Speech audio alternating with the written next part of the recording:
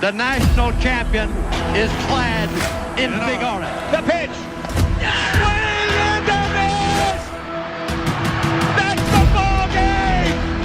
The national champion is clad in big orange. At Summit and Destiny have met 7 times before.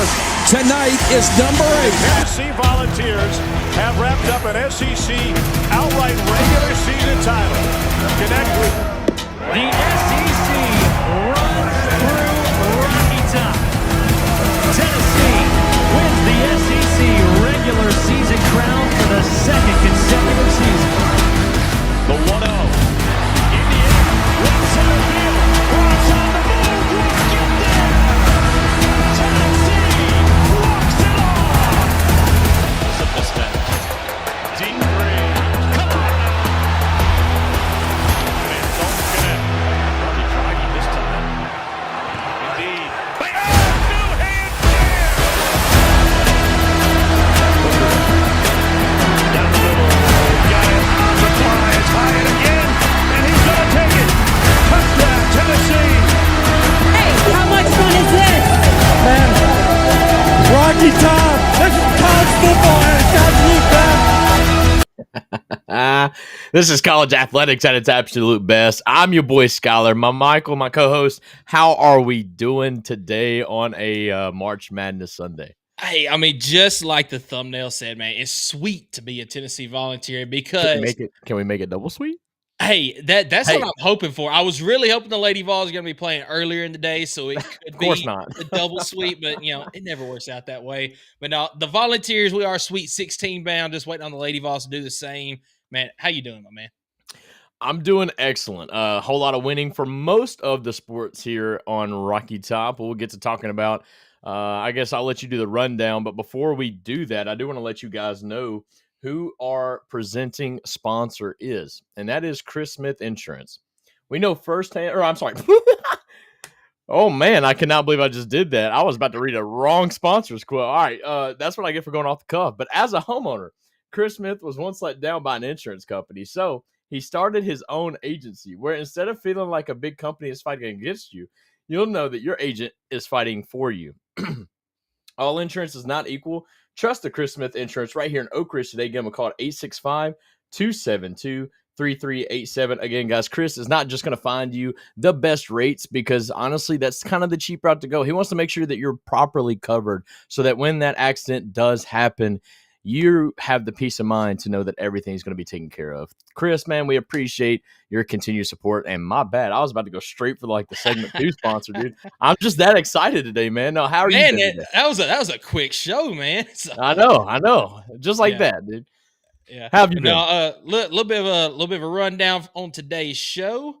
We're going to start off, of course, with the men's basketball in segment 1, and also we're going to combine the women's basketball in segment 1 with that because they only have one game so far this week, so that'll be segment 1. Segment 2, we're going to go right into our spring sports as baseball picked up another series win against Alabama. Lady Vols not as good as so far. They're down 2-0 against Arkansas. Game 3 will be tomorrow night, but we'll talk about that in segment 2. Segment 3, we're going to pull up our brackets. We're going to kind of see how we have done so far. And a shout out to all of you who decided to join the bracket group. I believe there's 14 total brackets in our group. So we're going to kind of see how everybody is doing. Spoiler alert, your boy is tied for 3rd.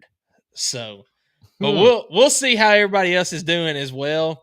But before we get into all that, I would like to give you our segment 1 sponsor so we can get right into Tennessee basketball. That sponsor is Optimal Asbestos Services.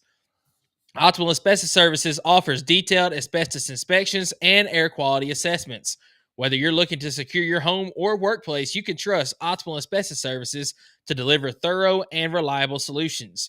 You can contact Jeff Mull at 865-223-3297 for your consultation today, or go on the web at optimalasbestosservices.com. So, Skylar, game 1 against Wofford. If I'm not mistaken, did we not play Wofford in the regular season?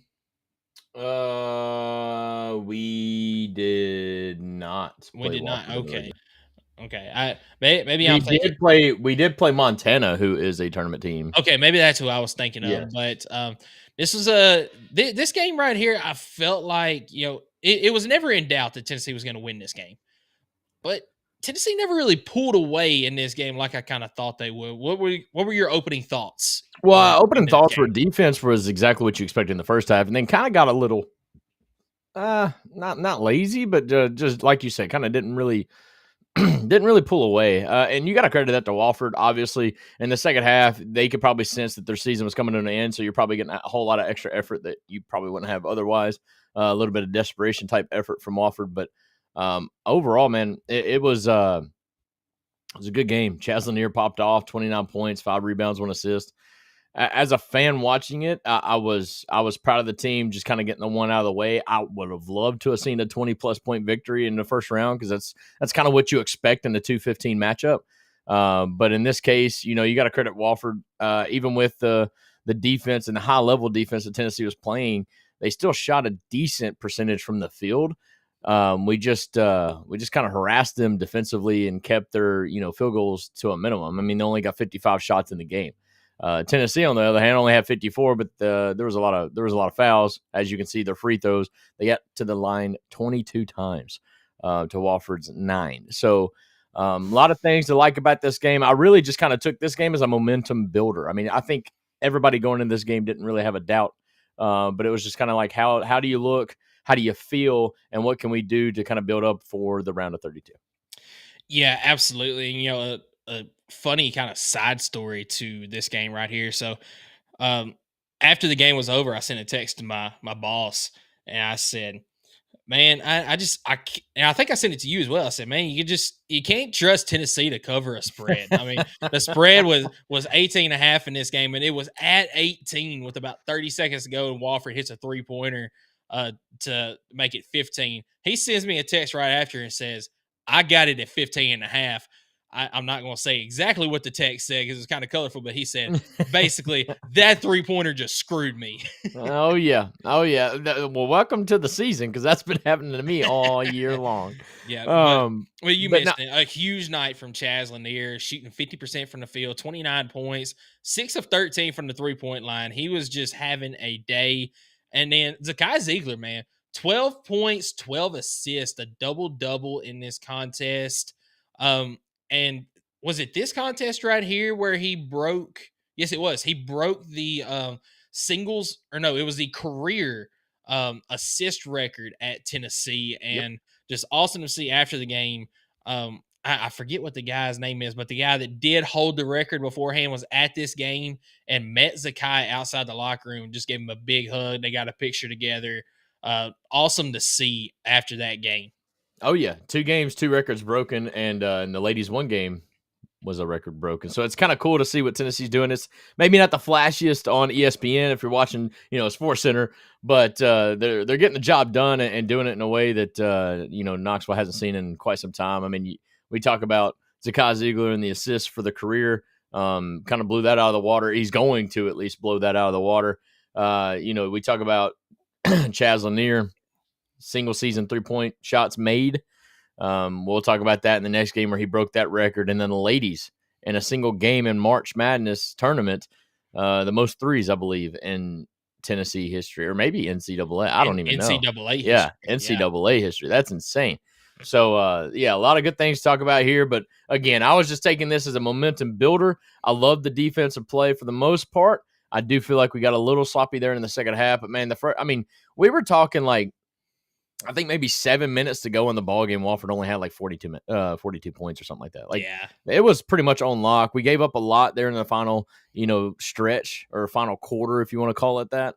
But overall, man, I think that was just kind of like I said earlier, Wofford's, they knew that their season was coming to an end. They were probably going a little bit harder than they've been going the entire year because they knew that was their final minutes, especially for their seniors. But overall, man, really proud of the boys. So many times there's so much hype on these teams and they flunk out in the first round. And so it's nice to be, not part of that statistics, but backflip spaghetti, man, it's been a while. We appreciate you tuning back in. Howdy, y'all.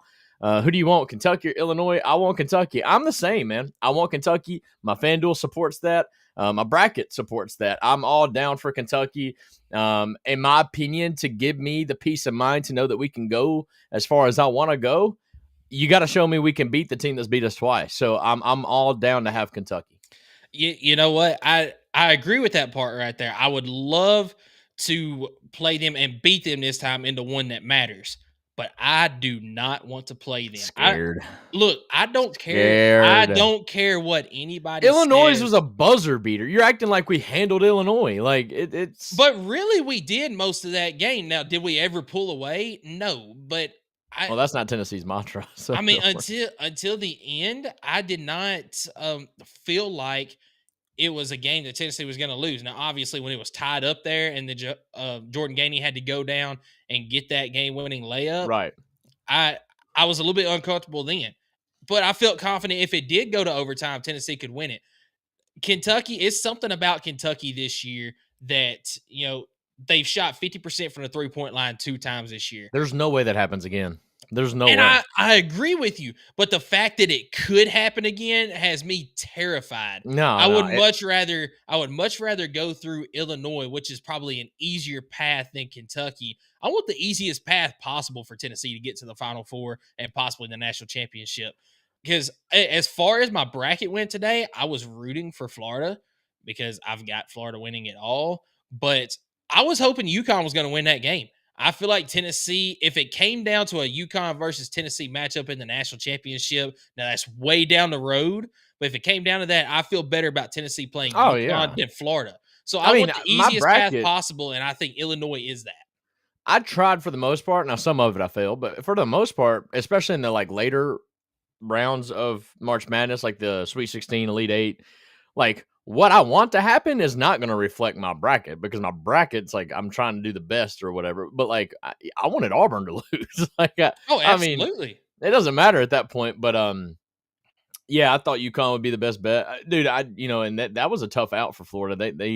They had a couple of critical shots by Clayton Jr. there in the final minutes to pull away. But backflip, what's the score? If you don't mind updating us for the Kentucky-Illinois game. I've got it right here. It's on what my is phone. It?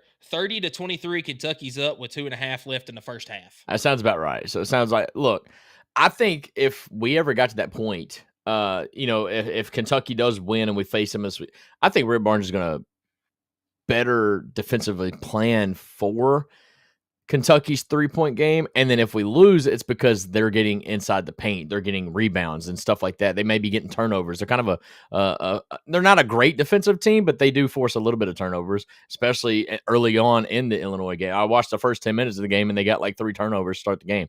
So, I don't know. That's me, but that's down the road. I think Friday maybe. So we got to talk about it a little bit now. It'll be Friday because we won't get to talk about it obviously before the game. So, but no, there was another game that the boys played to get to the Sweet 16, and that was a 67-58 victory over UCLA. What are your thoughts on this game, man? I was pretty pumped for the boys here. The score does not reflect how it was dominant Tennessee was in this game. I think at one point there towards the end, wasn't it 62 to 46 or something like that? I think we got up to 18. I think we got up to an 18-point lead. I mean, it was almost a 20-point lead. Maybe even a 20-point lead. Towards the end, Tennessee did kind of let off the gas some. UCLA also did hit some shots towards the end as well. Oh, yeah. But by that point, it was too little too late. This was also a game where the referees were horrible, but terrible. Kind of like what we were talking about. It was horrible both ways. But what bothered us the most was there was no consistency. It was like the first half was called one way and the second half called completely different. Yep. I texted you that it seems like in a lot of basketball games, if a half is called super soft in the first half, they come back and the moment the second half starts, they're calling everything.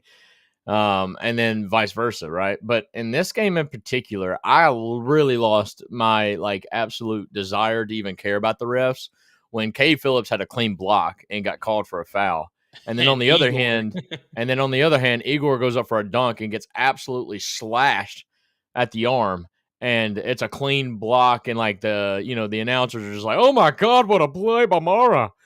I mean, it's just like crazy how like so ESPN and 7 foot tall basketball players just. I mean,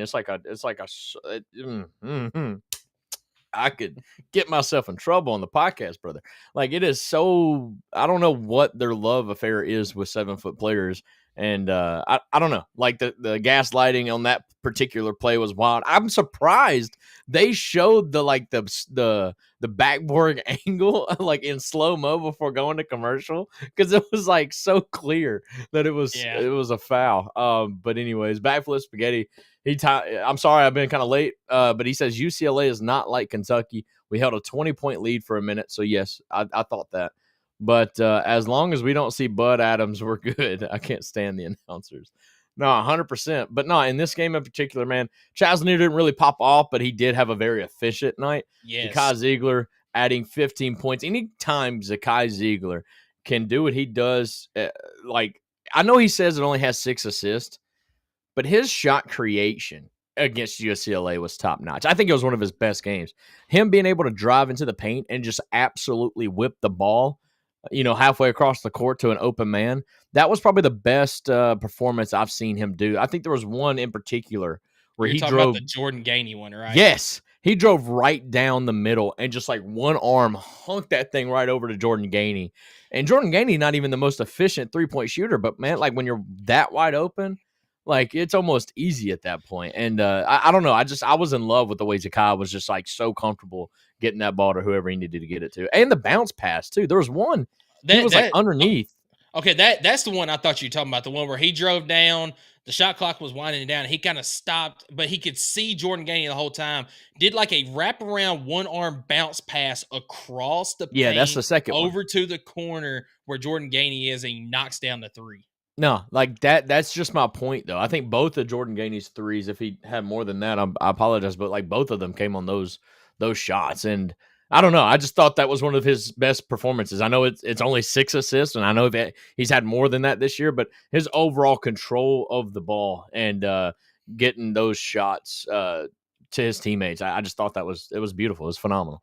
Yeah, it was. And then, Chaz Lanier in this game, he became Tennessee's all-time single-season 3-point leader. And guess who was there to watch it? Chris Lofton's record. That's right. Yeah, Chris Lofton, he's all Vol, man. He's been at the past 2 games for the Tennessee Vols, and I guarantee he's going to be making a trip to Indianapolis for the Sweet 16 as well. And then, so what about in this game? Jemiah Mashack playing the least amount of minutes that he has in quite some time. Got in some foul trouble. Only 19 minutes in this game. But the defensive effort from Tennessee to just absolutely shut down UCLA on offense, even without Jemiah Mashack, it was incredible to see. I mean, of course, you still have Zakai Ziegler out there. Jordan Gainey still a fantastic defender. And the thing I like about Chaz Lanier that is different from Dalton Connect is Chaz Lanier he's an absolute dog on defense as well. That was a concern coming in, was can he live up to that defensive mentality that Rick Barnes likes? He absolutely can. Yeah. He can go out there and he can shut down somebody as well. Tennessee played fantastic on defense yesterday, even without Jemiah Mashack, who, by the way, is one of 2 Tennessee players to get a top 4 finalist for National Defensive Player of the Year. It's going to be one of them. Yeah, there's no doubt in my mind. Yeah, 2 out of the 4 players for National Defensive Player of the Year are from Tennessee. It's definitely going to be one of the 2. And I think the where I know this team is growing, there was a play in particular where I think it was Zakai who kind of slapped the ball, or maybe they got the steal, but it ended up being Chaz Lanier that got it running up the floor in transition and goes up strong this time and gets the and one in this game. That was if you remember that play. It was right before halftime. Yes. It was they trapped. It was Gainey, I believe Ziegler both got the guy trapped in the corner. The pass was deflected, and Lanier just jumped the pass. Did a little spin move. Did a little spin move. Defender. That's right. Took it down for the and one layup. Yeah, that was the momentum changer in this game that caused Tennessee to kind of extend that lead and just never looked back going into the second half. That was the momentum changer, but also, I mean, Chaz Lanier is not known for going up strong, to the hoop. I mean, we seen against Vanderbilt that literally cost us a game because he didn't go strong to the rim. So, that it's moments like that that show me, okay, this team is taking a growth. It's not necessarily as much hot or cold as it once was. Tennessee, if they were cold, they're not winning. But in this particular sense, the defensive play has just been so good. And then on top of that, you're getting your 3-point shooter to the rim a little bit more. Man, that's going to wreak havoc on defensive game plans when they're really playing for that pick and roll. But then you got your 3-point shooter also going hard to the paint. That's going to be what takes us possibly to our first Final Four ever. And I'm really excited to see it. UCLA, not a bad ball club. I mean, they really played a good game. I just think in this game in particular, I think our physicality was a little bit too much to handle. I think once we game plan for the 7-footer, I think his last name is Mara, Mara. Yep. Once we finally figured out the game plan for him, because he was eating us up, man. I'm not going to sit here and lie about it. I mean, he was pretty dominant there for a while, but we game planned around it, pretty much took him out of the second half.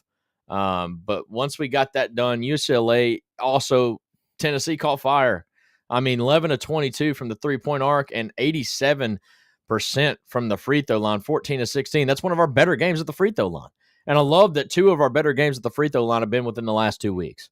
That shows me that we're getting hot at the right time. So 36 to 26 in rebounds, 15 to 10 on assists.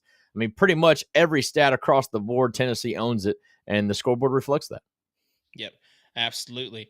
So Tennessee on to the Sweet 16. They will face either Illinois or Kentucky. It is halftime now. Kentucky up 37-32 over Illinois. So put on a little bit of close the gap a little bit. I think they were down by 7 or 8 at one point. So yeah, down by 7 a little bit earlier. But we'll talk a little bit more about the possible matchup towards the end of the show whenever we look at our brackets.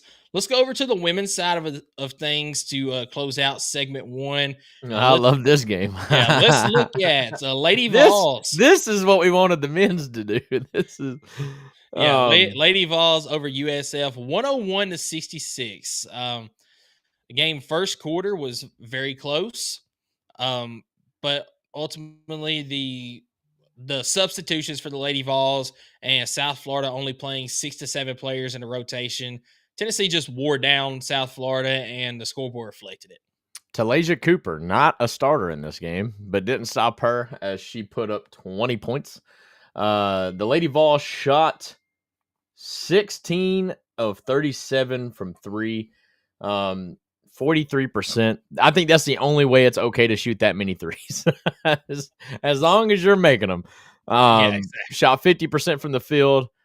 Early on, though, this game kind of was not a little scary or not a little worried, but it was like, man, we're really not capitalizing on a lot of these plays. We're missing layups, not playing the full press the way we should have been playing. USF was really staying in there, took a lead at one point. But then second quarter happened, if I'm remembering correctly. Yeah. And I am remembering correctly. I just looked over. All right, so 26-25 at the end of the first quarter, Tennessee leads by 1. Second quarter, Tennessee outscored South Florida 29-9. I'm glad I remember correctly because I did not look at that when I said it. But yeah, I just remember we pulled a massive gap before halftime, and I'm like, maybe the second quarter, they only scored 9 points after having a 25-point quarter. That's massive. But that's where you could tell Kim Caldwell made that switch. You could tell the full press defense was just dramatically different. You were getting some steals, you were causing turnovers, you were making USF play a little bit out of their heels a little bit. And man, that played dividends. And that allowed you to get that stretch lead, allowed you to play a little bit more loose. And of course, that's when you've seen a lot of 3-pointers go down because there's not so much pressure on shooting them. So, overall, a really good game. You still got out-rebounded, and your free throw percentage was god-awful. Those things, free throws and rebounds, are, as you know, as we get to play in tougher competition like tonight, we're going to need those numbers to be up a little bit. I don't care how many threes you shoot. But overall, I can't really complain too much about scoring 101 in March Madness, man. That's insane. Props to the Lady Vols and props to Kim Caldwell. That's an amazing win. Yeah, absolutely. You talked about it earlier. This was a NCAA tournament record for 3-pointers made in a 16. single game. Let's break it again tonight. And also in this game, they broke the SEC record for 3-pointers made in a single season, broke Arkansas's record that was set back in 2017. I forget what the exact number is now, but it's at like 320 something now. I think 327, if I'm not Oh, yeah. mistaken. Yeah, Oh, yeah. and they're just going to add on to that tonight against Ohio State. I mean, I'm not saying they're going to go 16 for 37 again against Ohio State, but I like the matchup, though. I like the matchup against do. Ohio State. I do. I'm not liking the next round if we make it, but I like this one. Like, I think the Lady Vols have a real chance of putting up a fight. And did they catch Ohio State at Ohio State? Because if so, that's a little unfair, but whatever. Yeah, so because Ohio State got the 4 seed, Is that how the women's brackets work? Yeah, That's how the women's brackets so work. if we had gotten the 4 seed, if we Because had we would have had the home game in the second round. if we hadn't messed Or up the both last 2 weeks of the season plus the SEC tournament, Tennessee would have been a 4 seed, possibly a 3 seed, and hosted the first 2 games. But yeah, so that's what Ohio State did. They got the 4 seed. They're hosting, so we do catch Ohio State on their home court. But I'm like you. I like the matchup. Both of these teams play similarly. They want to get up and down the court. That's right. They like to pressure on defense. The difference is Ohio State, if I heard correctly yesterday, they do have an injury to one of their best players. Well, that's not how I want to win. Well, I mean, that takes away one of their rotation pieces, but they also don't rotate the same way Tennessee does. Well, neither did USF. Like, let's be honest here. Tennessee in this game rotated. I think they showed the graphic. We had like 147 substitutes to USF's like 18. Yeah, I mean, USF only played 7 players in this game until the very end when they put in some of the younger players. But yeah, they do not have a big rotation. Now, Ohio State rotates a couple more. I think they have like a 9-person rotation. But Tennessee's sometimes rotating 10, 11, and 12 people into a game. I do think that is going to pay dividends, especially if Ohio State is down a player or two. Yeah. I think that's going to be advantage Tennessee. Tennessee is a 1.5-point favorite in this game on Ohio State's home court. Right on. Backflip said, I'll take any advantage. And that's fair. Honestly, I'm probably the same way. I think of it like football, though, where like everything matters in football because you got to be so perfect. And in football, let's say you catch Georgia, but they're losing their best quarterback, running back, you name it, I don't care. But that you win, and then everybody's going to look at that win and be like, well, they weren't playing at 100%. So like, I don't want those type of narratives to come out. But at the end of the day, in basketball, dude, it's March. I don't care. If we make the Sweet 16, we make the Sweet 16. And what an opportunity the teams have, Tennessee, to possibly get both teams in the Sweet 16. So I'm gonna be tuned in tonight, 8:00 against Ohio State. But overall, man, Talasia Cooper, Samara Spencer, and company doing their part. I really like Z Spearman. I know you don't have her on the graphic here, but Z Spearman being able to do what she's doing. Let's see. She had 13 points. She went 4 of 7 from the field and 3 of 4 at the arc. I mean, you're talking about a big shooting the lights out. I love that about Z Spearman, and I think she's had that in her bag all season. She's kind of shown it, but been a little inconsistent. But what a game she had in this game in particular, and hopefully we get something like that for the remainder of this run. Because, I mean, if she can put up stats like that, again, another person off the bench, look out, man, because that's insane. I love those numbers coming from Z Spearman. Yeah, and I want to give a shout out to a player as well, Julian Hollingshed, who in a stretch of about 2 minutes at one point in this game she got all 7 of her points in about a 2-minute stretch. She stepped back and knocked down a 3. She did hit a 3, bro. That was insane. She hit a little turnaround jumper in the lane, and then a couple of possessions later gets a pass and an easy layup for all 7 of her points, just like back to back to back. We talk all season long. We love Julian Hollingshed. We just didn't feel like this style of offense really fits her.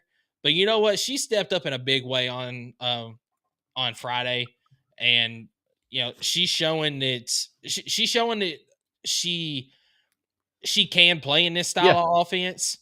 Now, because she's not had the best player. I was going to say she's not had the best season. So, I mean, that's valid. I mean, that kind of helps validate herself and makes her, build that confidence within herself that she is meant to be here. And I completely agree with that. There's one more player I want to give a shout out to, Alyssa Latham. She had a fantastic game. Fantastic game. The box score ain't going to show it. She only had 8 points, but in 18 minutes of play, she went 4 of 6 from the field. She had 4 rebounds, 3 steals, and a block. You talk about making the most of your time on the court. Give me all of that, Alyssa Latham. Thank you so much. because you were absolutely a part of this massive victory, 35-point victory. Yeah. And she had the third highest plus minus on the team. So for those that don't know, the plus minus there is basically the point differential when you're on the court. So when Alyssa Latham was on the court in this game, we were scoring and they weren't. Yes, a 26-point differential with her on the court. She played the second quarter. Yeah. So the highest on the team was Talaysia Cooper. Obviously, I mean, she was getting steals and scoring points in the game. She had a 35 point differential in the game. Second highest was Samara Spencer, who had she had a fantastic game as well. But then Alyssa Latham, as Skylar mentioned, in 18 minutes of play, had a 26-point plus minus differential when she was on the court. Just a fantastic game from Alyssa Latham. What are you looking for tonight against Ohio State? I'm looking for another just all-around great effort. Taking care of the basketball, making sure you take good shots. Don't just come down and take the first three that you see. Make sure it's a good shot. Get to the basket and get Ohio State in foul trouble. Defensively, do not give up open shots, whether that be not rotating well enough in the half-court offense or over-rotating on your press and allowing those over-the-top passes for wide-open layups. All right, and what I'm looking for is, and it's down here. I'm gonna call it out, but free throws. Yes, rebounds. You lost the rebound in a game. Credit that we made a lot of shots, but I want to see the rebounds, the second chance points, and those opportunities. I want us to kind of dominate that against Ohio State, or at least be competitive, because I think that's going to be the differentiator tonight against two pretty equally energized teams. I guess I'll say that, as far as getting up and down the court, high offense, high octane, full press teams. I think rebounds are going to be massively important tonight. Yep. It's kind of crazy though. 19 assists, but almost 39 buckets made.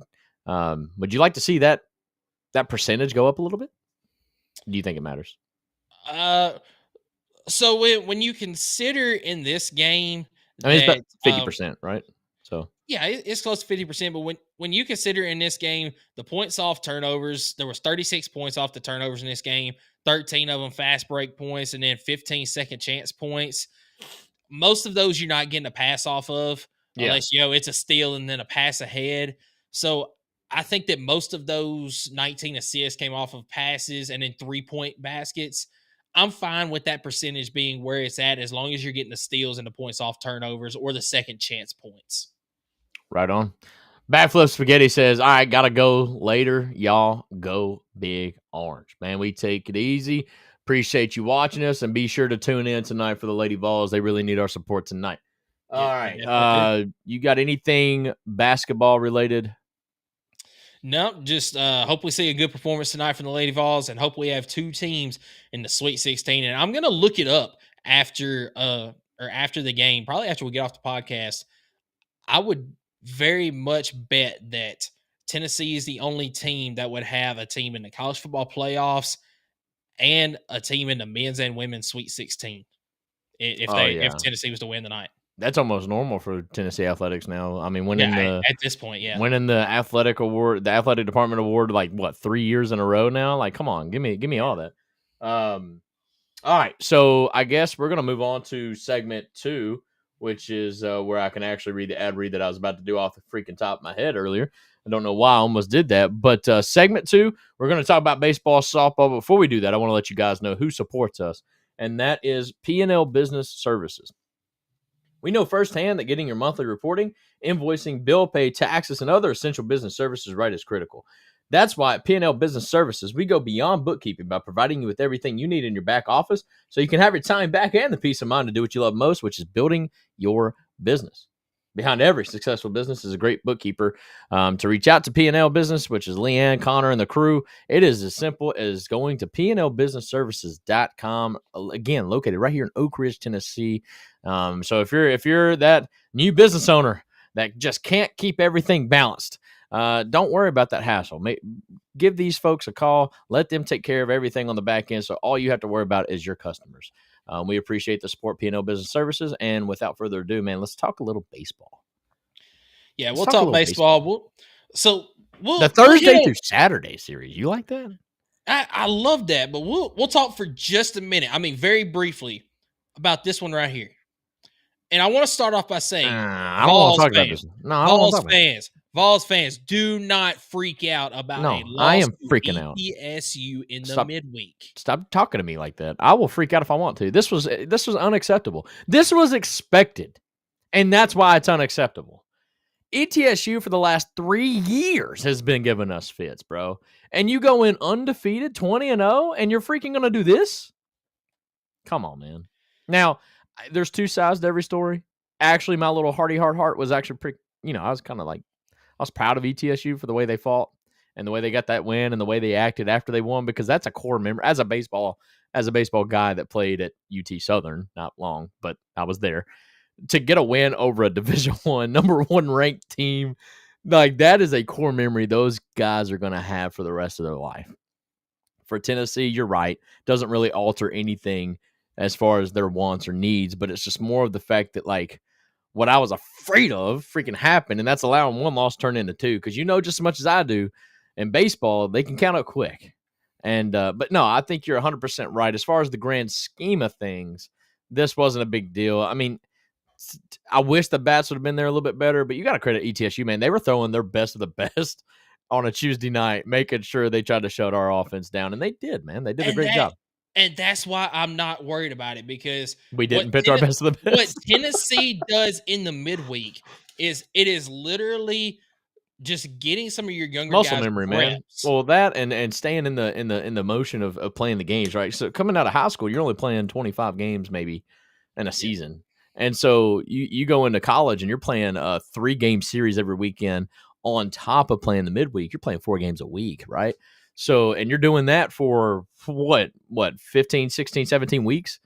So, I think, yes, a midweek game, I'm not going to deem it meaningless.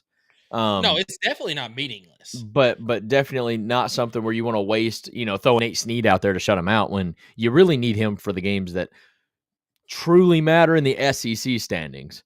But, and as far as the grand scheme of things, you would have loved to have been able to go into Alabama 21-0. But like I said, this was an in-state rivalry. ETSU took this one. I mean, this was legitimately their Super Bowl, and I think even they would say that.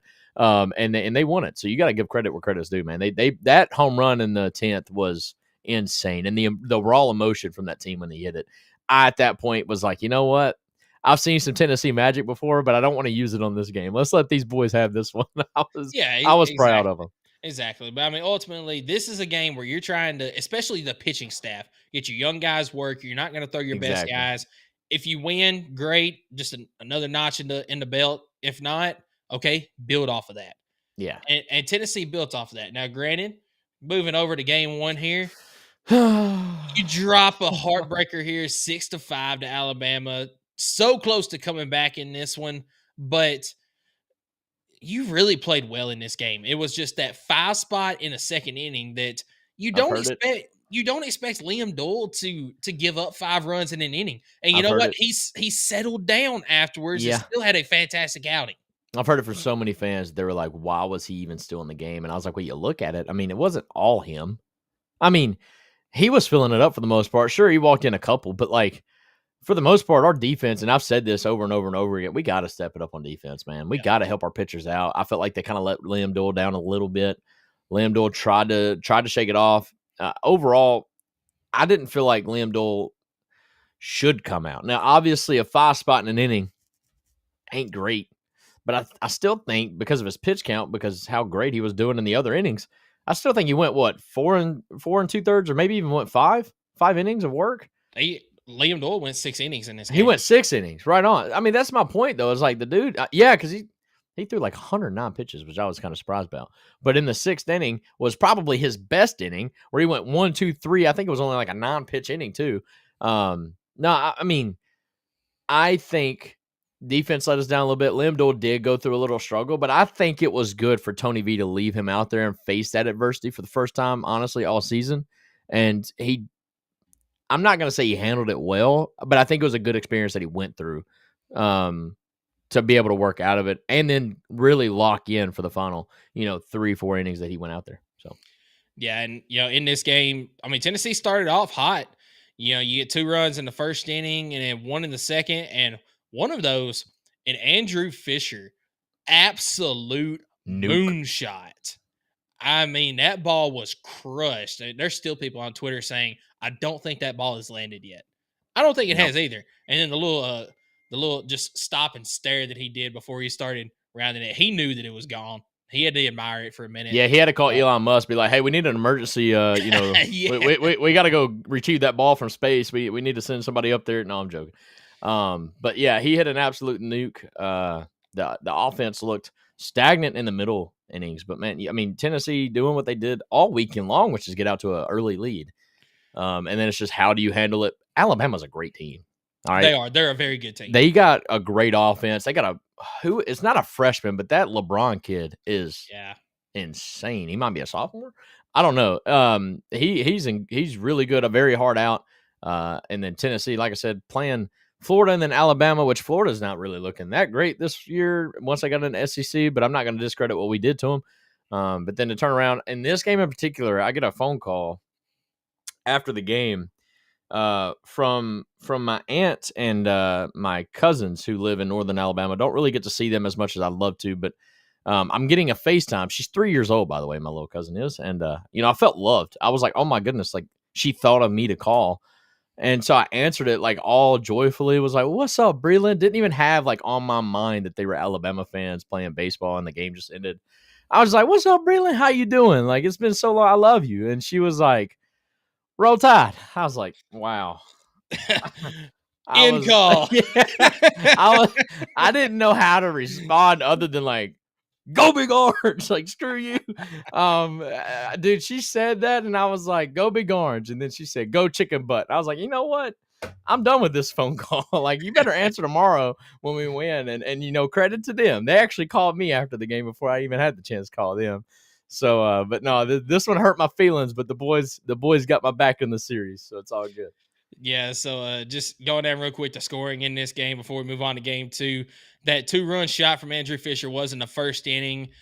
Second inning, Cannon Peebles reached on an error, and Reese Chapman scored off of it. Then the top of the 7th inning, Hunter Inslee with a RBI single. Get hot, kid, by the way. Let's talk about him. Man, your leader of the team just going off, dude. Yeah, fantastic weekend from him. And then Andrew Fisher with a sac fly later in the inning that Dean Curley scored off of. That rounded out the scoring in this game, and it wasn't quite enough to overcome this win for Alabama. And actually, I accidentally had a 2 spot there in the 9th for Tennessee. That is not supposed to be there. A little bit of technical issues on my part on the back. You had the total correct. That's all that matters. Yeah, but let's go ahead to a winning game as game 2. Tennessee rights the ship, 10-7 victory over Alabama. And Marcus Phillips, man, he is having himself a year so far. Just a dominant outing here. It's unfortunate that he didn't get the win in this game. It was a no decision here. But I don't understand in this game and then the next game that we look at, the starting pitcher who had a lead when they came out of the game gets a no decision. So you're the baseball guy here. How do you at what point do you get the win or the loss and not a no decision? Like, how long do you have to pitch in the game to be able to get that? So I believe you have to pitch 5 complete innings. Gotcha. So he was just a third of an inning short of doing that. Yes. So I think that's why he didn't get the win. And then it's not really fair to give one person, I think, the save or the win necessarily, because if I'm correct here, several folks came in, including Nate Sneed, Andrew Binky, Tanner Franklin, Dylan Loy. I would have personally probably and that's the reason why you can't give it to Nate Sneed, is because even though he pitched 3 innings, he gave up 4 earned runs. So, like, you can't really give him the win at that point. And then all the other guys only had, like, literally 1 out's worth of work. So, yeah, I think I agree with the no decision here. If that makes sense to you. Nate Sneed was the only other person that was probably eligible for it, but he gave up more runs than Marcus Phillips did, and Marcus Phillips didn't throw enough to get the win as the starter. So that's why it's no decision here. Gotcha. I hope I gave that I hope I explained that correctly. I mean, I get what you're saying. I guess what it looks like to me is because Dylan Lloyd just threw that third inning. He came in at the end of the fifth inning. So and because it's showing me that he got the it's win. showing me that he got the win. Dylan Lloyd got the win in this game because it hit that 5-inning threshold when he was still on the mound. So he got the win. Tanner Franklin got the save. Okay. Because he was the last guy to get the final out. So those are like almost two of the pitchers that threw the least, other than Andrew Binky, who threw 2 pitches. But that's okay. No, that's okay. I understand. But overall, man, this game was again, Hunter Inslee get hot kid. Like Alabama, the one thing they hated seeing coming was Hunter Inslee to the plate, especially when runners were on base. I mean, this kid was hot, brother. 3 or 4 at the plate. Again, Hunter Inslee's not your home run hitter. I don't think he ever has been. I think, though, if he gets one, that's amazing. That's what we're talking about here. But Hunter Inslee, as far as a guy that's consistent, this is what you're wanting out of your senior that came back to play another year. 3 or 4 at the plate, 2 RBI, 2 runs. The only thing that I disliked about this game is the fact that we gave Alabama hope. I didn't like that. We need to be able to put them away, especially when you're up. I mean, as much as you were. I think you were up 10-4, maybe going into the bottom of the 8th. And then you give up 3 runs in the bottom 2 innings of the final. But either way, I mean, I'm not mad. It was to even up the series, to get it to the rubber match. I think in both of these games, man, the outfield has just played ridiculous. We didn't talk about the first game, or you had Reese Chapman diving all over the place, making SportsCenter top 10. You had Alabama's right fielder pretty much in the game on a robbery home run that was, I think, hit off of Reese Chapman. I don't know. Yeah, I think Reese Chapman did hit that one. Yeah, so I mean, the outfield gameplay by these two teams were just top notch. I haven't seen that type of play out of an outfield quite some time, as far as just both teams going at it, and it's made getting base hits really hard. I mean, Hunter Inslee coming in center field, making a diving catch, running straight out. It's just all around. I wish the infield would have kind of been able to do the same thing. There were some bright spots in the infield, had a couple double plays, but then there was also some missed opportunities as well. But overall, 10-7 game 2 on a Friday to even up the series for rubber match on Saturday, which Saturday was a fun day for any type of SEC fan, as there was just games galore on Saturday for every sport. It was awesome. It's fun to watch. Yeah, it was. So real quick rundown the scoring of this game too. Hunter Inslee with a RBI single in the first. Andrew Fisher then followed up with an RBI single. Reese Chapman then reached on a fielder's choice, and Hunter Inslee scored off of it. So all that in the top of the first to score 3.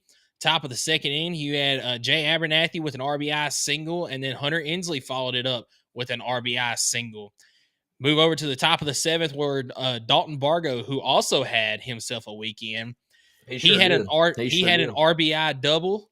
And then top of the 8th inning, Dean Curley with a 2-run shot, scoring Ariel Antigua, and then Dalton Bargo with a 2 RBI single with the bases loaded to round out Tennessee's scoring in this game, putting up a 4 spot in the 8th inning. So great. I think it was clutch. I mean, you brought it up. Dean Curley getting that home run. It's been a while since he hit one. He started out hot, got 6 home runs probably within the first 3 weeks of the season, and then just kind of fizzed out a little bit. Batting average went down a little bit, but I think Dean Curley getting the home run here, I think really is going to help pole vault, get him back hot, and help be that leadoff batter we know him to be, because Jay Abernathy's pushing for that leadoff spot, bro. Like, he's playing some good ball here lately. And forgive me for this, because I did not watch this game. I was watching. Unbelievable. You call yourself a Tennessee fan? I was watching March Madness all day. Oh, is that what you're doing? Yeah. So you call? I'm not going to give you too much crap. I understand. There's baseball, just like me in football, right? Because I don't watch a lick of basketball until football season's over. So I understand the whole not wanting to watch baseball or prioritize it over March Madness. That's completely acceptable. I understand. Did Gavin Keelan get hurt in game 1? He did. Hamstring. It wasn't really. I don't think it was even in game 1. I think it was after the midweek. He's I think it was a hamstring that he's been dealing with. I think he DH maybe. I don't know. Tony V said that would be the most he does, is maybe pinch hit or something like that. He is doing okay. I don't think it's like season ending or anything, but yes, he was just not playing. precautionary. And Yes, yes. plus, when you got a deep dugout like Tennessee does, you can afford to put somebody else in. Well, especially- after the first game, I was like, well, it'd be nice to have him back. I yeah, mean, but when you got a defensive specialist like Ariel Antigua that can step in, and then you just move Manny Marion over to second. Yeah, I mean, Ariel you got Antigua, what you by need. the way, there was a play where he didn't get the out. I don't know if it was in this game or game one. He backhanded at shortstop after it went. It was kind of like in between third and short, where it's really hard to make a play. So like Dean dove for it, couldn't get it. Ariel Antigua kind of like did some sort of backhand jump Jeter throw if you've ever seen one, and like literally put it on the freaking money, but was like 3 steps late. I'm serious when I say Ariel Antigua, maybe one of the best infielders in the country. It's just a shame that we can't get the bats roll. Now, he did have a day at the plate, I think, in game 3. Yeah. But if we could get more consistency out of him at the plate, no doubt about it, he's one of the best players in the, and that's why you're seeing Tony V put him out there, even with his offensive struggles. I think I love the creativity. We're putting Dean Curley at like third, which is perfectly fine with me because he's got the arm for it. Putting Manny Marion at second, put Ariel at short.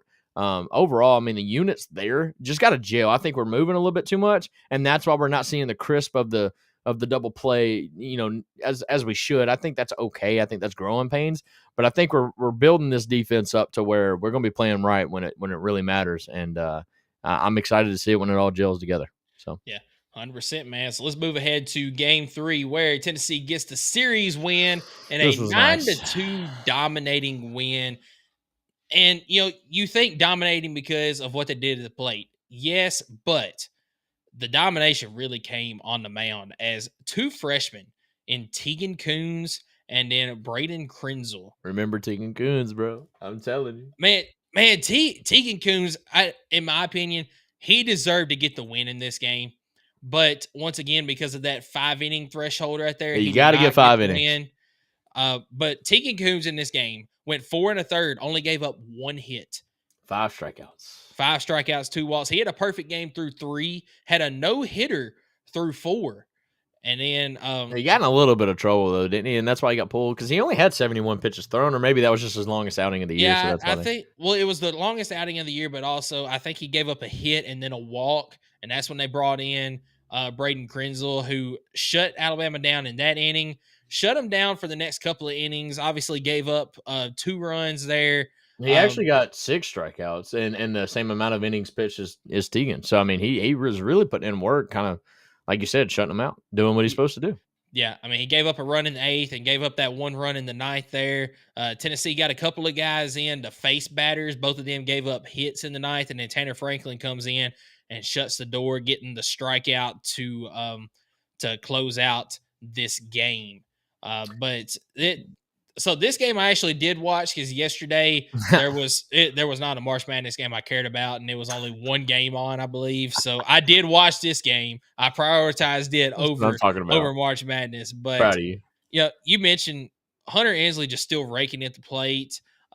Reese Chapman had himself a day. Dalton Bargo, man, he had another day. Dean Curley had a good day, and then Ariel Antigua.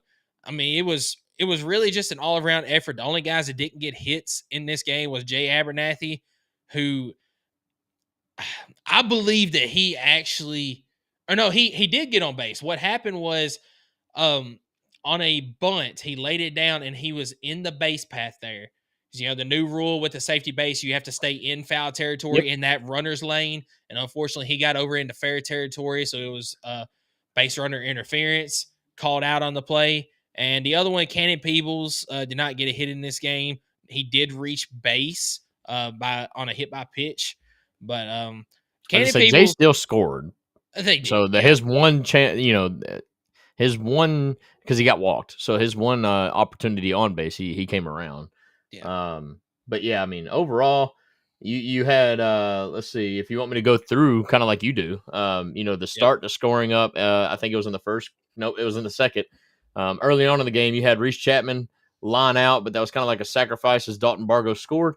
And then in the third, Fisher homered to right center, which brought in it was a solo shot, doubled the lead, so it was 2-0 at this point. And then in the third, you had Dalton Bargo homer down the right field line. Again, another solo homer. It would be nice to get some folks on base, but that's okay. And then in the fourth, at this point, it's 3-0. In the fourth, Fisher again advances to second. Dean Curley advanced to third, and Ariel Antigua scored on a wild pitch, so no hit there. But that's what happened. Reese Chapman, though, in the fifth, homer to right field, another solo shot. So 3 home runs in this game so far. And that home run, if I'm not mistaken, they said it was like a 45-degree launch angle on that home run? That ball was towering. I'm pretty sure that was the video that like just went absolutely viral, where he just like he's skyrocketed. He hit it. Reese, I tell you what, Reese Chapman and Fisher. I mean, you talk about power hitters. Yep. They hit the ball hard and a long way, but they're not necessarily doing it. They're not as consistent because kind of like Blake. Oh gosh, what is that? Blake Burke. Thank you, Blake Burke. I mean, we remember the struggles Blake Burke went through, but when he did get a hold of it, when he guessed right, that's what I like to call it. When he guessed right, that ball was gone, brother. It wouldn't even. There was no doubt. They're not ones that the ball just sounds different when it comes off the bat, like you do with Blake Burke. Because Burke, when he got one, that ball just sounded different when it came off the bat. But they do have insane power. But at this point, it is 5-0. Then Ariel Antigua in the seventh singles scores Reese Chapman, make it 6-0.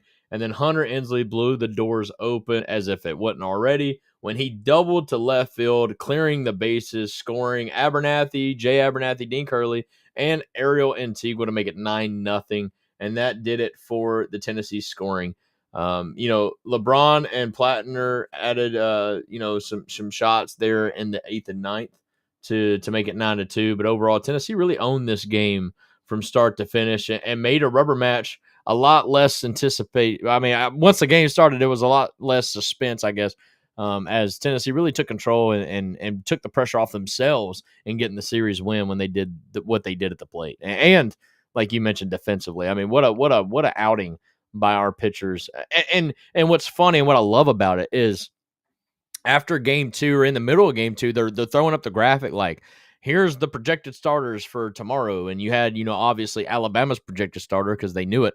And then for Tennessee's blocks, all they had was question marks. They didn't know who the hell, heck, was pitching for Tennessee.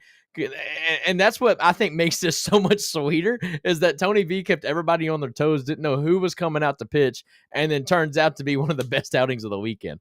I loved it. I think we solidified our rotation as well.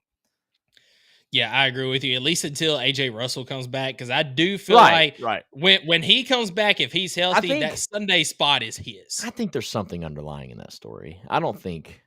I think he went out for an inning or two and something wasn't right. I think at this point, in my opinion, there's something else. And I hate to sound negative, but I just feel like if you're a healthy man, that's one of our best arms. Like, get back in the game. Like, I don't know. It's what baseball players do. And the fact that he's not been makes me think that there is something else they're wanting to be extra cautious about. That's just my humble opinion. I'm not an insider. I have no idea. But I just think if he was 100% healthy like we've been told he was, there's no reason why he's not in the game yet. It's SEC series, man. There's no time to waste. So it could be. But Tennessee, they do have a midweek this week against Queens. That is at Lindsey Nelson. And then this weekend. Is Queens a team that we played in the postseason not too long ago? Not in the postseason, but we played them last year in the regular season as well. Okay. My fault. Yep. I think you're thinking of Evansville, the team that we played. No, I mean, I knew Evansville. I'm just saying, Queens just sounded like a very familiar team that we might have played a series with. Yeah, so. We definitely played them last year in the regular season. Right on. The next weekend, Friday, Saturday, Sunday contest against South Carolina. That series is at South Carolina. Friday and Saturday night will be on SEC Network Plus, and then Sunday, that game will be on SEC Network. South Carolina standings wise, are you familiar? Like how are we looking? What's the preview on South Carolina? Well, let's see here. I can possibly look it up real quick, maybe. I was gonna say I'm pulling it up here now. See, I know they dropped at least one to Arkansas this weekend. Let's see, baseball schedule. Standings maybe. So they are 17-8 overall. They're 1-5 in the conference right now. Looks like they got swept by Arkansas this past weekend, and they dropped two of 3 to Oklahoma in their opening series. So we need to look. We need to look at sweeping South Carolina. That needs to be the goal this weekend. 100%. Liam Doyle needs to get back on track, knock him out, and then make Marcus Phillips. I mean, Marcus Phillips is.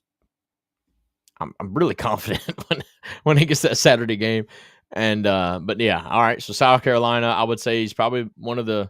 I'm not gonna say worst opponents, but maybe one of the best matchups we'll have all season because I mean the SEC as a whole has been pretty good. So yeah. Now one thing I will say is I will not count out South Carolina because they got former LSU coach Paul Maneri is out there at South Carolina now. So I don't know. Because I'm pretty sure he retired, and he did. I know he did. I he remember him like crying in the LSU. dugout. I thought like he was like, "Oh, this is it. This is my life." I don't know, whatever. He stays retired for a year, maybe 2, and then he comes back, and now he's at South Carolina. I don't understand it, but here we are. Whatever. All right, moving over to the softball side of things. Let's talk a bit of a high point. Starting off with as the midweek classic. Tennessee gets a run rule victory over Eastern Kentucky. I love how you just didn't even. I love how you didn't even put 0. You just left it as nothing. I didn't realize I did that, but all right, it's fine. This is a good game. I didn't watch it, but this was a good game. Sophia Nugent though, 2 for 2 at the plate, 2 home runs, 6 RBI. She had a fantastic day. I see you, girl. Why did we pitch Carlin Pickens in this game? I'm not questioning. I think Karen Weekly whatsoever. So she pitched the first 4 innings, and I think they brought in Aaron Newer to pitch that final inning, if I'm not mistaken. That'll work. That'll work. Let's see here. What a dominant game. Home stats. What you're yes, that's exactly what happened. She came in and pitched the final inning. So yeah, just a 1-hit shutout in a run rule victory at the midweek classic. Wish I could have gone to that one. Unfortunately, I had to work. I do know some people that went to this game. So glad that they got to have it this year because the past couple of years it has been canceled due to weather. So really glad they got to have that midweek classic this year. I forgot that's where that was played in Columbia, Tennessee. Heck yeah, close to my hometown, close to your hometown. So the only other run that was scored that was off a hit was Brown. Singled through the left side and scored panel. Destiny Rodriguez walked in the 3rd when bases were loaded, and it scored Fiedler. So no, that's a good game, man. I hope it was a good fun show for everybody in Middle Tennessee that doesn't necessarily get the opportunity to travel to East Tennessee to support the ladies. So I'm glad they get that opportunity. I'm loving the fact that they do that. Even when basketball sometimes will go to Middle Tennessee and put on a show, or the football team sometimes does that. Nissan Stadium, Titans Stadium in the first. I don't like it being in East Tennessee. I'm like, come on, man, we want to play in Neyland. But it does give the opportunity to all the fans that don't have those opportunities to come out there and support the team. It just makes it so much easier on them, and I love it. I love the fact they do the mid-state classic and whatnot. Yep, I do as well. So softball series this weekend kicked off, or I guess first pitch. Now was on Saturday. I was hoping we would just talk about the brackets now. This was the highlight of the week for the ladies. I don't want to talk about it. When I said mostly winning, this is what I was talking about. Yeah. We do have to talk about it though, is they did go into extras. Yeah, 6-3 loss in this one. Tennessee did come back in this game as Arkansas took a 2-0 lead in the second. Tennessee responded with 2 in the third. Arkansas gets 1 in the fifth, and Tennessee responds with 1 in the sixth. But then the defense just kind of fell apart for Tennessee in that 10th inning as in the 8th inning as a sac fly resulted in a run. Then a bases loaded walk resulted in another one, and then another bases loaded walk resulted in a third run coming across. And Tennessee, unfortunately, could not do anything in the bottom of the 8th inning. Scoring in this game, Boo Gibson with a 2-run shot in the 3rd inning, and then Sophia Nugent with an RBI double in the 6th, rounded out the scoring. Carlin Pickens had a day on the mound Unfortunately, gave up 8 hits and gave up those 6 runs. And then, of course, 2 of those in the 8th inning were off of walks, but she did still have 10 strikeouts in this contest. She gave up 8 hits? Yes, I'm looking at the wrong thing. I'm so sorry. Yeah, she gave up 8 hits in 8 innings, which that's not terrible. But the three unearned runs, or the 3 earned runs, that the defense, two errors that were critical. And then also she walked a couple folks there in overtime, not overtime, 8th inning. I guess it is overtime, but that was the story, really. And you got to credit Arkansas coming into Tennessee, having lost both their I guess first 2 SEC series. And they came in with a chip on the shoulder and played like it, and really showed out. Tennessee, I thought when they scored in the bottom of the 6th that meant we were gonna win, because at that point put a lot of pressure on Arkansas. When they didn't score in the top of the 7th, I really liked our chances. Of course, couldn't make it happen, and then really Arkansas, man, just took advantage of the opportunity. I think they got on Carlin. They kind of felt, 8 innings of pitching, that's the 3rd or 4th time through the rotation, and you're pretty much knowing what's coming at you at that point. And even at 75 miles an hour, you can sometimes get lucky and catch up to it, and that's exactly what they did. And on top of that, Carlin got a little bit wild with the pitches. Not crazy, but not filling it up, and walked a couple people, and that's kind of the story that you get here, and that's why good defense is so important. I am a little nervous about the offense, though. I must be truthful about that. This is reminiscent of Alabama and Montana Fouts, especially her senior year, where she was absolutely dominant on the mound. All-American, right? And like, her offense was never behind her. Like, she had to win the game in order, defensively, she had to win the game in order to win the game outright. And I feel like the Lady Vols are kind of getting there. I thought that we made some moves offensively that would benefit, but so far, not looking like it. And this is only the 5th loss of the year, but again, in these tight, crucial games where Carlin Pickens is looking, top notch at her best for most of the game, and the offense is only able to put up 3 runs. It's just, I don't know, man. I think 3 runs just ain't enough. Yeah, it's definitely not. And then it was even worse in the next contest, unfortunately, is today Tennessee drops 9-0 to Arkansas. Yeah. Only managed 5 hits in the contest. Erin Newer she got roughed up in this contest. She is a freshman. It's the first time she's really gotten roughed up so far. So hopefully this is a game where she could take something from it and then learn from it going forward. But she got roughed up. Sage Marjetko came in afterwards and really pitched well. She didn't give up a hit, didn't give up a run, had 2 strikeouts, and then let's see, Tanner came in after that. Let's see, where am I looking at? Peyton Tanner. Yeah, Peyton Tanner came in after that and surrendered a couple of runs as well. Looks like she gave up 3 runs in this contest. Just Arkansas got on the pitchers today and did whatever they wanted to, really. And Tennessee couldn't muster any offense. Just unfortunate to drop this series, especially being at home. Mm-hmm. So you're really going to have to bounce back in a big way. But you got the toughest opponent on your schedule coming up this next weekend, as softball team travels to Norman, Oklahoma to play in a Friday, Saturday, Sunday series in Oklahoma. You do not have a midweek game this week. So we're going to find out what Tennessee softball is made of this weekend, as a Friday night's game. It is on SEC Network Plus. Saturday will be on ESPN. And then Sunday will be again on SEC Network Plus. What do we need to see from Tennessee in this game? It's super simple for me.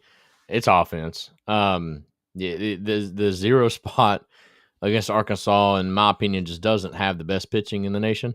And you still can't muster runs.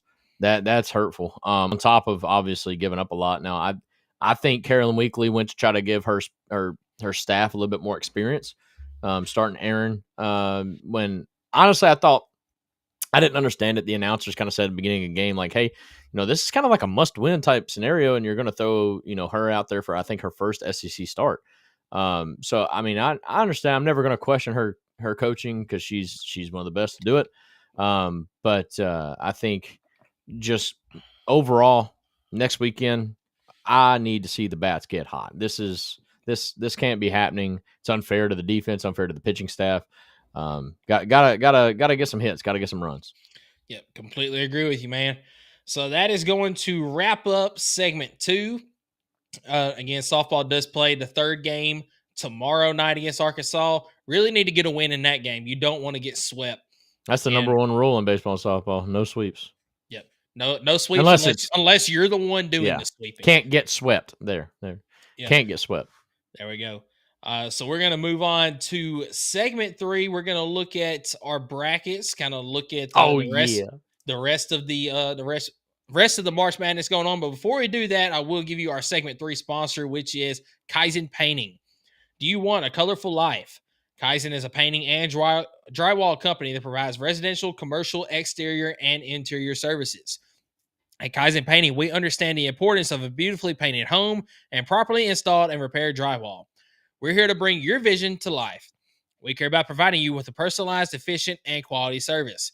If you live in Knoxville and surroundings, contact us for a free estimate at KaizenPainting.com. Color your life the Kaizen way.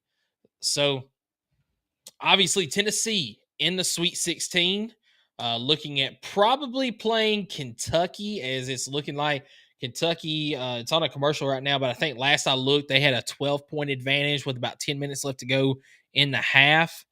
Let me get our cameras moved around here, and I'll have Skylar pull up his bracket for us. Let's see.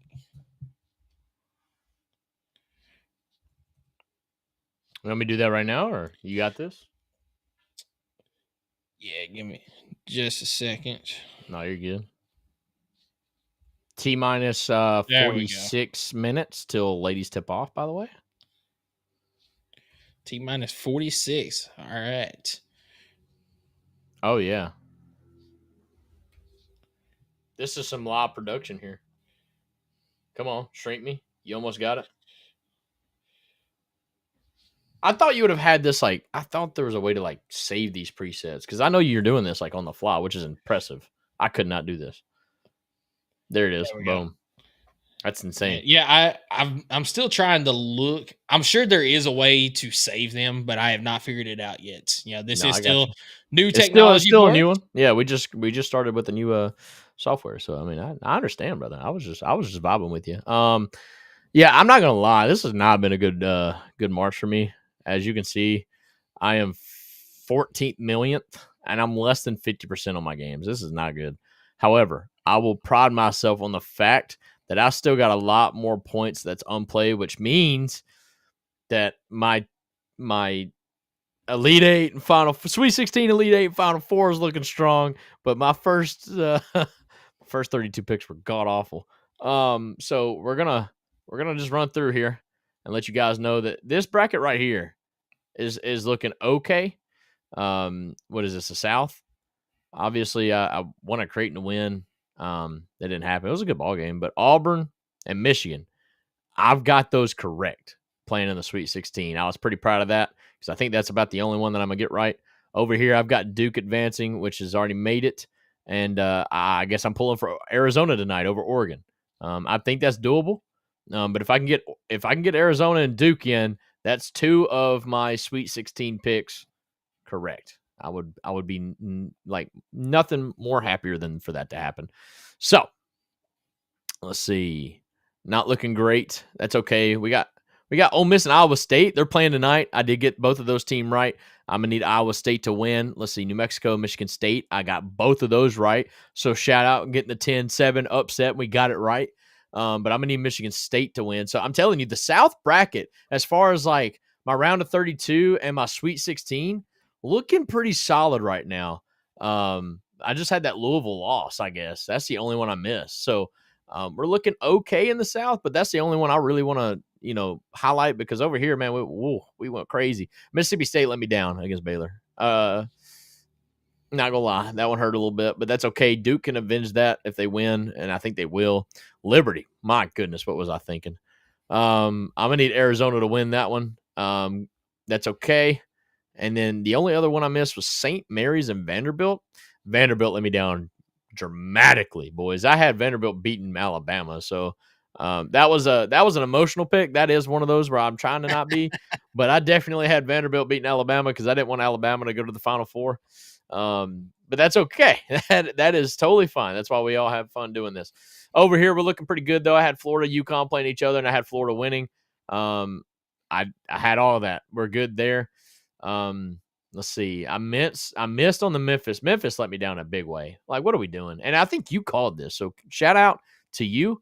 You were like, I'm not pulling for Memphis. There's no way they're winning. You nailed it. It's tough, but I just hope Maryland wins and avenges that. Let's see. I missed the Missouri and Drake one. Yeah, you called that one too. So I know you're killing it. Boy, did I want Missouri to win. And I had Missouri going, I think, to the Sweet 16 Elite 8. Elite 8. Oh, man, that's bad, fellas. That is so bad.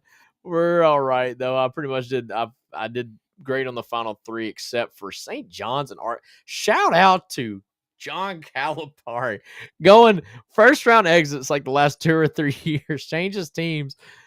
Probably the most work he's had to do in a long time, and now he's going further, and he's been in the last 5 years. Shout out to John Calipari. That is crazy. Tennessee, though, hold me up pretty well. They beat UCLA. They'll be playing, it looks like Kentucky. Kentucky's really running away with it. 72-58 is what it looks like on my screen. Yep. 72-58. So got the matchup that I want. Now they just going to have to go and prove it. And I was not, I mean, I'm literally proving to y'all that I mean what I say when I literally had Tennessee, Kentucky playing in the Sweet 16. Boys, this one hurt. I mean, Clemson losing to McNeese. I had Clemson going to the Elite 8. The Elite 8. Yeah, you had them in the Elite 8. Yep, that one hurt, fellas. That one hurt. Purdue winning hurt because I hate Purdue. Didn't want them to win. And then I had Xavier beating Illinois, which I'm not mad at that pick, but it hurt. I mean, like I said, that 3-game stretch right there really, really, really didn't feel good. But I've got Houston and Gonzaga, and that's great. But I had Clemson beating Houston. What am I doing? This is so bad. But that's pretty much it, man. That's my bracket. We're looking solid. Look, I still got a good max score here. There's still a chance that I can make something out of nothing with the final picks, but I do know that everybody's going to have roughly the same, Elite 8 Final 4 picks. So I'm not going to be able to catch up as much, but I hopefully can make something happen in these final, not final, but in the next couple weeks. So, yeah. So I had a little bit better time as I'm sitting at just inside 3 millionth, 88.4% on my bracket so far. I still got quite a few points to play with there. I had a very good first round, and I honestly did not realize how good of a first round I had because we've also got a work bracket with $100 is on the line for that. My boss said that the winner gets $100 for the best bracket overall. So I really took that personally. Took that personally, yes, bro. You're like, yes, I need that bonus. But the crazy thing is, I'm doing better in this one than I am in that one. But I'm still doing very well in that one. He said he needed that bonus because he got to pay for my golf later. That's what it is. That's fair. So over here on the south side, I only missed 2 games. I did have Louisville over Creighton, and I had the 13-4 upset with Yale over Texas A&M. Unfortunately, that did not happen. I did get the rest of them correct, though, as Michigan State won. New Mexico won as well. Iowa State dominating victory. I was about this one with the way that North Carolina was playing, though. Oh yeah, Ole Miss, and honestly, like North Carolina, I thought was coming back to win, and then Ole Miss did what they had to do in the final minutes. But yeah, that was a fun game to watch. That's right, and then sweating it out with Michigan over UC San Diego. I did not realize that was a close game, man. Yeah, it came down to the wire. Over here on the east side, I got all but the Vanderbilt game correct, as St. Mary's did come up with the win there. Vanderbilt, I believe at one point had a 9-point lead in this game, maybe even double digits, and St. Mary's came back and ended up winning this game. And coming down here on the So do you west only had side, like what 3 losses in the top bracket? Period. yeah, three losses up here in the top. 2 on the right, 1 on the left, Yeah, and you haven't missed any up there that like a domino effect. They don't hurt you in the round of 32 or Sweet 16 or anything, right? no, So because those are right the best here, type of losses, though. I mean, when yeah, you can lose a game and it doesn't affect you in the next round, that's okay. You can sacrifice that. yeah, right here, I did still have Auburn beating Louisville, so Auburn over Creighton. That didn't hurt me any. I did still have Michigan over Michigan over Yale. Obviously, it was Texas A&M, so did not hurt me at all on this side. Everything is still intact there. Looks like That's how you win. That's how you win. You can't Yeah. pick Clemson to go to the Elite Eight and they lose in the first round. Wow. What am I doing? So it looks like I've got Auburn facing Michigan State in the Elite Eight. So we'll see how that goes. Over on this side, on this side, this doesn't hurt me either because I had Alabama beating St. Mary's, and it looks like Alabama at halftime with a 13-point lead over St. Mary's. Easily. Yeah, so SEC everything looking good. Contrary to last year, SEC about to have a lot of teams in the Sweet 16, fellas. And you know what's crazy is in the back of my mind, I thought, SEC had a fantastic regular season, but they're about to drop the ball in the tournament. And Well, that's exactly what they did last year. That's exactly what they did last year. Remember, Tennessee was like one of the only teams that won initially in like the first day and a half, I think, until like Alabama and maybe A&M was like the only other 2 teams that won in the first round. And so it was crazy. This has been refreshing to see SEC actually have a decent showing, this late in the tournament. Yeah, we've already got 3 SEC teams in the Sweet 16. That's what I'm saying. In Auburn, Florida, and Tennessee, and they were Alabama's gonna be likely to have Alabama, likely to have Kentucky. You've still got Ole Miss left to play. They could make it in, and then so we're talking realistically could have Arkansas is also in the Sweet 16. They got a chance, and Texas Tech. I mean that could be a good. Arkansas is already in. So we're realistically 6 teams in the Sweet 16. Yeah, realistic. 6 of the 16. So there's a chance of 7. I mean, that's crazy. I'll take it.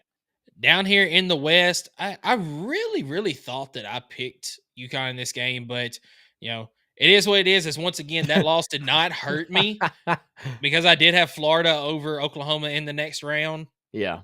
I did get that Memphis game correct as Colorado State with the win.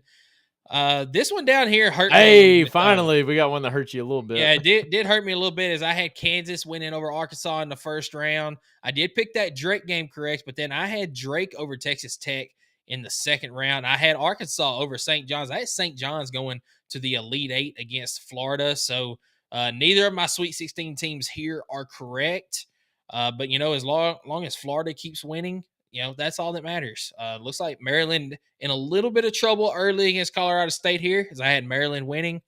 Over on this side. So I hope they freaking start playing better. Yeah. Over on this side. Looking all right. Yeah, another one where I just missed one game as I had High Point over Purdue here. I did have the McNeese over Clemson game. I did unfortunately have High Point going to the Sweet 16 over McNeese. Obviously, Purdue beat McNeese here. So, still doesn't hurt me a ton as I do have Houston right now going against Tennessee.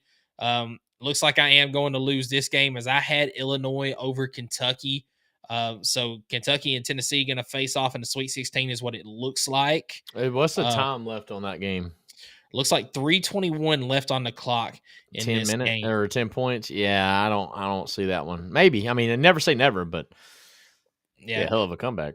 Yeah, so overall looking pretty good on my bracket here. What's your max points? 1760? 1760 is a max points that I can get. 1610. Yeah, because the points in each round get higher and higher, right? Yeah, so it looks like the first round starts off with 10 points. Second round is 20 points. It says to be determined on a Sweet 16. I believe it doubles each time. So I think it's 40 points for the Sweet 16, 80 for the Elite 8, 160 for the Final Four, and then 320 for the championship pick. Not 100% certain if that's the case. Let me see. Full breakdown. I remember them saying the championship pick is the same as if you swept the first round. I think. Yeah, so it looks like that's exactly what it is. So You start off with 10 points in the first round. You can get up to 320. And then it's 20 in the second round. It just doubles each time. So it's 40 here, 80 here, 160, and then that one game there gets you 320 points. So every a round lot of equals points still on the 320. It's board. just less games. So yes, you're 100% right. Right on, dude. Yeah. So I'm going to look at our group real quick. Go to the Vol Fanatics tournament group. 14 We don't have teams. to, bro. Dude, I mean, this to, is a little fun. Look at that. Shout out to YKB Bun. Not certain who that is, but 420 points, 96.7% right now. It's a pretty good chance that I know exactly who that is, and I'm not going to give him the shout out, but he knows who he is. I think I know who it is. It's a guy I don't want to give credit to, though. The Motley Crew in second place here. That's right. I believe I know who that is too. Let's see. Duck and Craze is who I'm tied with. We got my buddy Ryan in fifth place right now. Donkey Basketball Fan is tied with Willie's 3 and Houston's Picks for sixth. We have the Strut Podcast. Shout out to them. They are the College Huddle's Coastal Carolina podcast. As they came in with a bracket with us, sitting in a tie for ninth place with Skylar's personal one, trying to get Tennessee to the national title. I didn't realize that when I created a second one for another group that it automatically put it in with this one. So I didn't mean to do that. My true pick is the FS10 pick for this group. So I could show you the other one, but I don't want to. It's going to be worse by the time it's over. So then Dakota Polk and Matthew Parker sitting in a tie for 12th, and then Allen is sitting in. Oh, what's up, Allen? I see you, now. big dog. He joined up. Appreciate that. Let's go. Yeah, so appreciate all of you that filled out brackets in the group here, the Vol Fanatic Tournament group. I do believe that a couple of these people are people that I work with. I do know that a couple of them are good friends from down here as well. You've got some friends that have Allen is a dear friend from my alma mater and so. also a YouTube follower and listener. So I appreciate you, Allen. Yeah. But yeah, man. All right, so we got the rundown. I mean, the possible points is what I care about, right? Like what the score is right now is not a big deal. It's not a big deal. And my Final Four is strong as long as there's no major upsets, right? I've got Auburn, Florida, and I think I had Duke, Tennessee. So, like, I'm feeling okay. Feeling okay right now. And I'm feeling really good that I'm going to make one up on you about, if Kentucky holds. And then if we beat Kentucky, that'd be great. That'd be awesome. So, yeah, I mean, at that point, it kind of goes back to me because we both had Tennessee winning, but yeah, you do have a game up on me at that point with the with Tennessee or with Kentucky over Illinois. As coming down to the wire here, it looks like Kentucky is in a bit of a scoring drought, a 2-minute scoring drought. Oh boy, 74-66 now. Illinois has cut it down to an 8-point lead. They have the ball now. Going to be interesting to see what happens in the final 2 minutes of this ball game. As there's 2:15 left on the clock, and might have to jump off here and go watch. Yeah, watch that. Watch that before the Lady Vols start. Is Lady Vols start in T-minus 30 minutes now? Yes, sir. Probably tip off about 33 minutes from now. So, but no, man. You got anything in closing, brother? It's been a great show. It's been fun and a lot of basketball to watch. Yeah, a lot of basketball to watch. This is my favorite time of year. I love March Madness. And it's funny. So Thursday at work, I was sitting there. I'm on the desk on Thursdays, and I had one of the games pulled up on my screen. My boss just kept coming over there. He had a game on his screen, and we just kept watching each other's screen most of the day while we had our work stuff on the other two screens. Yeah. So it was fun. You letting folks know that when their package is late, that's why, right? Exactly. That's exactly why. We're sitting there watching basketball, but no. Illinois cut it within 6. Yep, they sure did. So Kentucky ain't choking this that hard, are they? Like, there's no shot. I don't know. I'm gonna get off here and go watch it though. Y'all be good. Yeah, absolutely. But y'all appreciate you tuning in. Go Big Orange, everybody. Go Big Orange.